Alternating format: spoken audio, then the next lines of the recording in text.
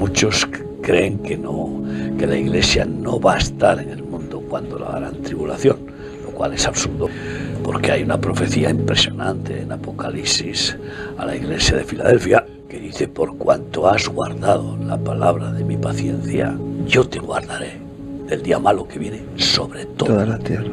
Entonces no dice te arrebataré, te guardaré.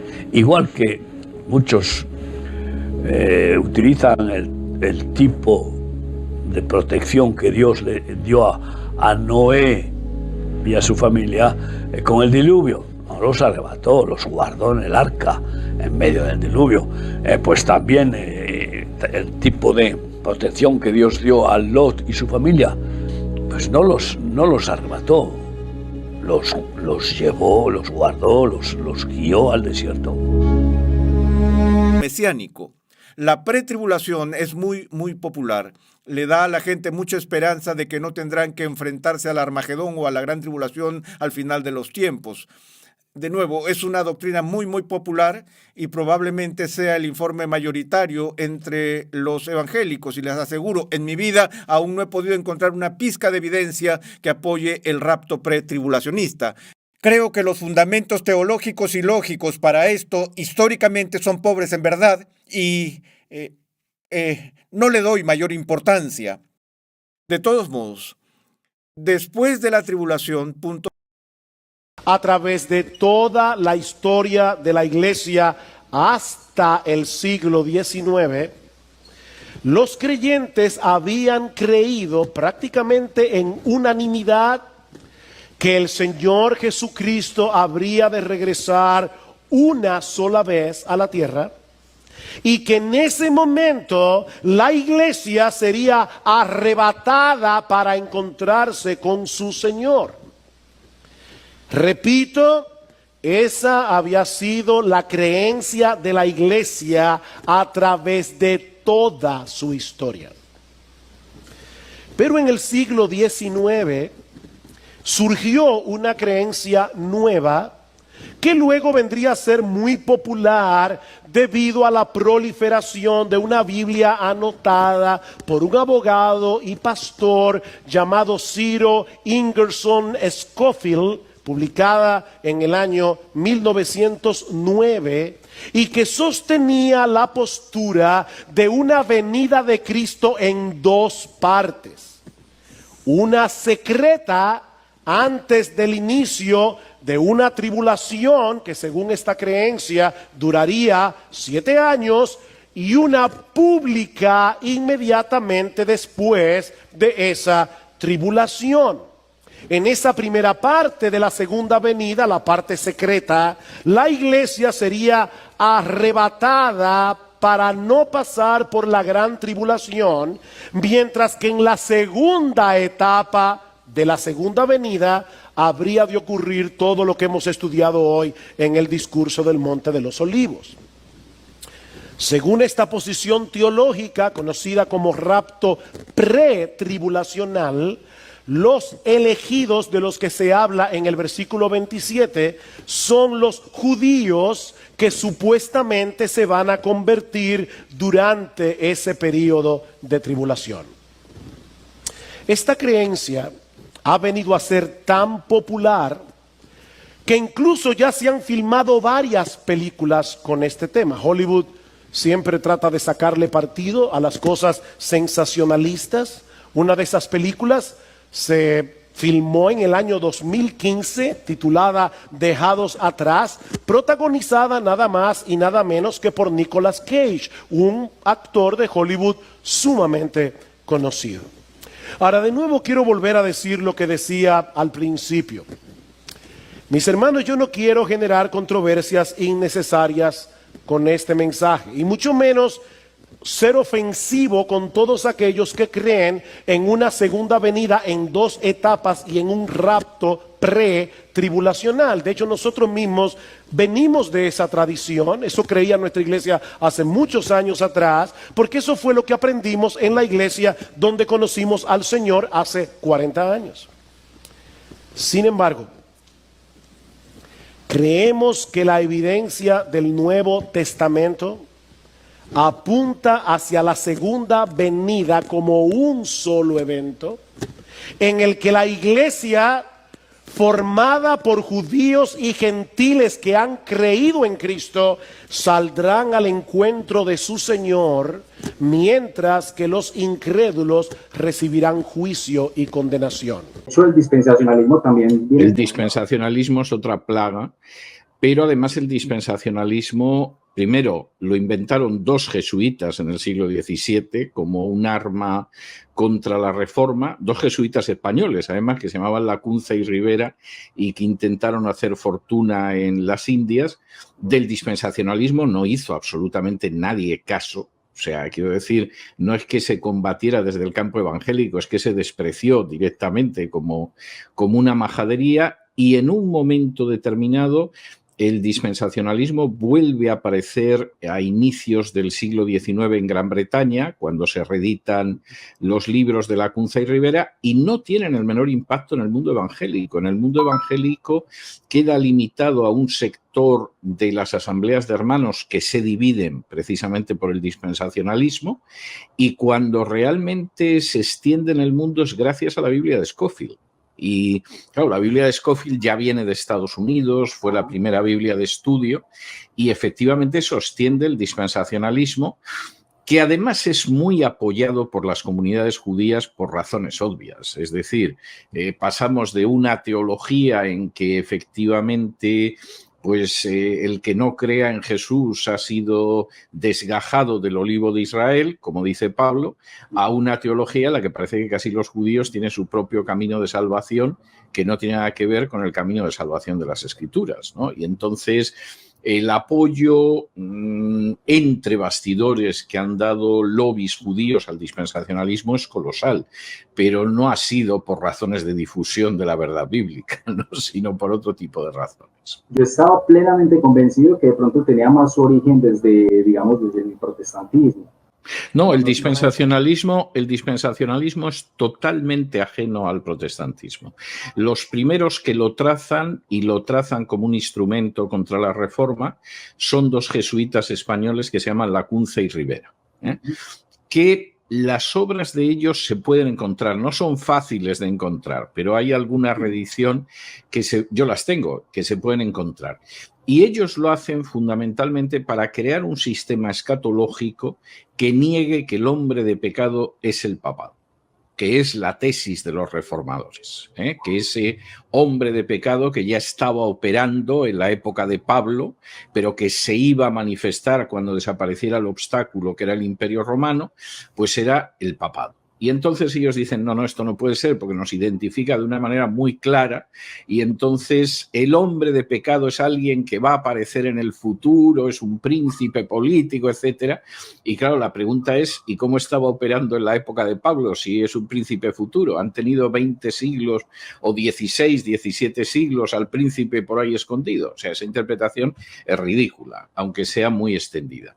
Y de hecho, dentro del protestantismo, el dispensacionalismo es despreciado. O sea, es una estupidez tan grande que ni siquiera se molestan en detenerse en ello, porque de hecho, durante los siglos XVI y XVII, mayoritariamente los teólogos protestantes o son lo que ahora se llaman premileniales históricos, que son algunos, o muchísimos son postmileniales. Es decir, creen que antes de la segunda venida de Cristo y de la crisis final, lo que va a haber es una grandísima época de avivamiento de la Iglesia con un éxito tremendo de la Iglesia. O sea, esa es su visión dispensacionalista. Y hay algún muy buen libro sobre el tema. Hay un libro que se llama The Puritan Hope, la esperanza puritana, que narra precisamente cómo la mayor parte de los teólogos puritanos eran postmileniales, entendiendo el postmilenialismo como que el milenio era el símbolo de una época de triunfo de la Iglesia antes de la crisis final y antes de la segunda venida de Cristo. Pero el dispensacionalismo es algo ridículo, y de hecho desaparece totalmente del mapa desde su creación en el siglo XVII hasta inicios del XIX, que se reeditan las obras de Lacunza y Rivera en Inglaterra, y hay un predicador bastante fogoso y a la vez muy ignorante, que se llamaba Irving, y entonces Irving, que era una especie de prepentecostal, no era exactamente un pentecostal, pero era un prepentecostal, empieza a dar cursos utilizando los libros de Lacunza y Rivera y, por supuesto, ocultando que eran dos jesuitas. Y ahí el dispensacionalismo empieza a abrirse camino, pero va a necesitar llegar a la Biblia de Scofield, por cierto, financiada por grupos judíos, lo cual no deja de ser significativo, para poder en un momento determinado entrar dentro de lo que sería el mundo evangélico más amplio. E incluso, de no ser por los misioneros americanos, que ya están muy influidos por el dispensacionalismo sería un fenómeno prácticamente marginal, anecdótico, dentro del mundo evangélico global. De pronto, ¿qué papel entraría a jugar aquí John Nelson Darby? O sea, yo tenía como el origen más que todo partiendo de ahí, desde... Perdón, ¿qué papel jugar? Sí, John Nelson Darby sería como un discípulo de estos señores que... Bueno, lo que pasa es que luego el dispensacionalismo experimenta una nueva mutación en la época de la Guerra Fría. El dispensacionalismo antes de la Guerra Fría, bueno, pues era el dispensacionalismo, creía en el arrebatamiento pretribulacional, etcétera. Pero claro, toda esa lectura que luego aparece en autores como Hal Lindsey y Pentecost y Tim LaHaye y todo... Bueno, eso no se le ocurre a nadie, o sea, eso ya es la escatología gringa, ¿no? De hecho, cualquiera que lo vea se da cuenta de que los malos son los malos de la Guerra Fría, de acuerdo a Estados Unidos, claro está, y los buenos, pues evidentemente son los buenos de la Guerra Fría, porque incluso Estados Unidos parece que desaparece de ahí, el anticristo surge en la Unión Europea, por supuesto Rusia y China y los árabes son muy malos y Israel es buenísimo, o sea, es la lectura del Departamento de Estado, pero es ridícula desde muchos puntos de vista.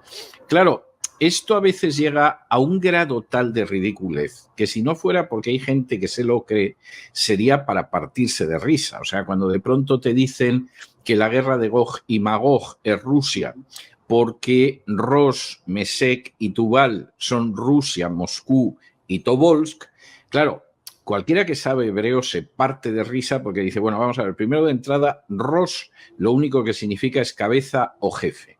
Es más, creo que la Reina Valera no traduce Ros, traduce literalmente cabeza o jefe. Hay otras versiones que han dejado Ros, con lo cual puedes decir que Ros es Rusia, ¿eh? Pero eso es un disparate.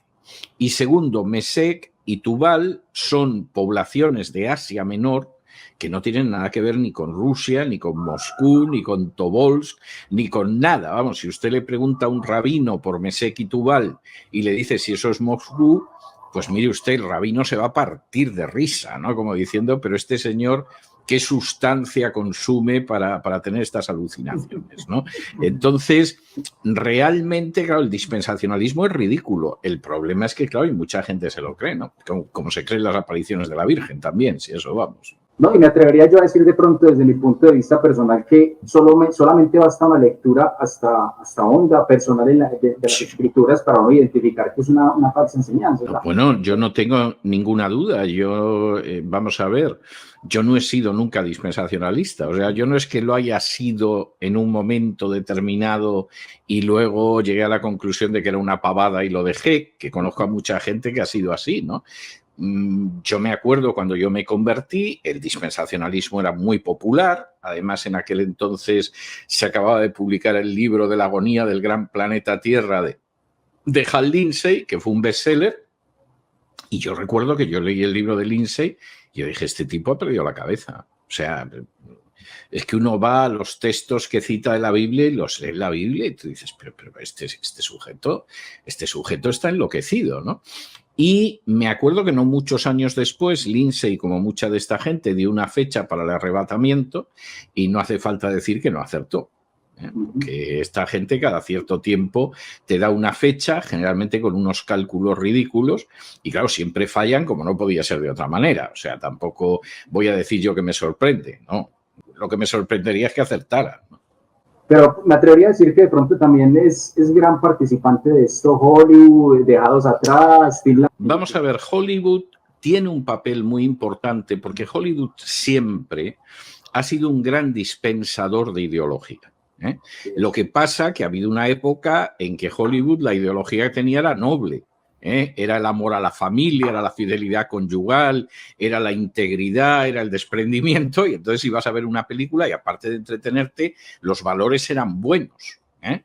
Y luego ha habido una época en que los valores de Hollywood cada vez son más diabólicos, es decir, y el cine además cada vez es peor, que puede haber un cine que los mensajes sean malos y sea bueno técnicamente, no, ahora es malo y además los mensajes son así.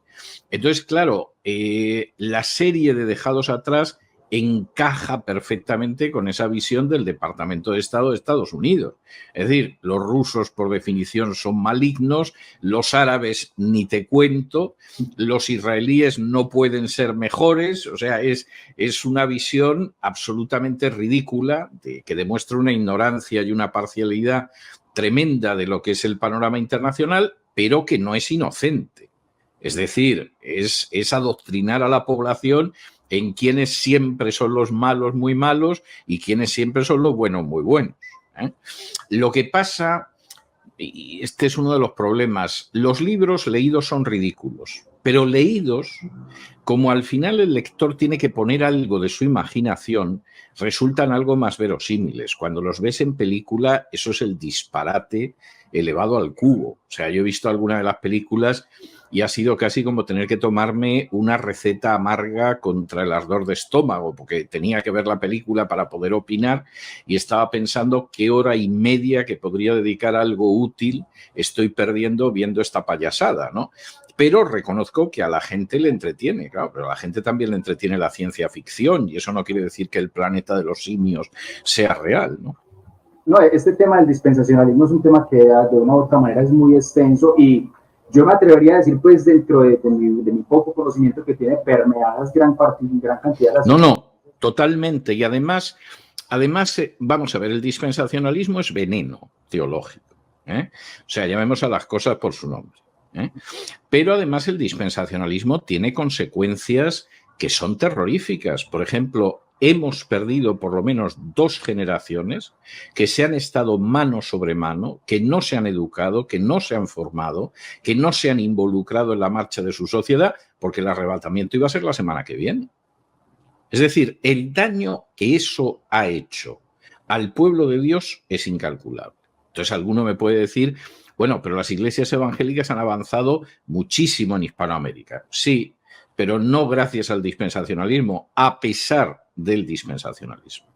Y es verdad que tienen mucho peso social, pero están empezando a darse cuenta de lo que es ser sal y luz en su sociedad, porque gracias al dispensacionalismo lo que vivían era debajo del almud y a la espera de ser arrebatados en cualquier momento y, por supuesto, sin hacer nada en este mundo para ser sal y luz. De manera que, claro, como todas las herejías, pues el dispensacionalismo es muy dañina, aunque haya gente que le divierta mucho, ¿no? De la fe. Bienvenidos a Edificando sobre la Roca. Al igual que el hombre sabio que construyó su casa sobre la roca, estamos aquí para crear juntos una base sólida. Siguiendo las palabras de Mateo July 24-27, creemos en poner la palabra en acción. Aquel que escucha y practica estas palabras es como un hombre prudente, construyendo sobre esa roca inquebrantable. Únete a nuestra comunidad mientras trabajamos mano a mano, construyendo una vida basada en la fe. Construyamos juntos una base firme. Gracias por acompañarnos, y recuerda suscribirte y seguirnos para más contenido inspirador. Hasta la próxima, sigue edificando sobre la roca.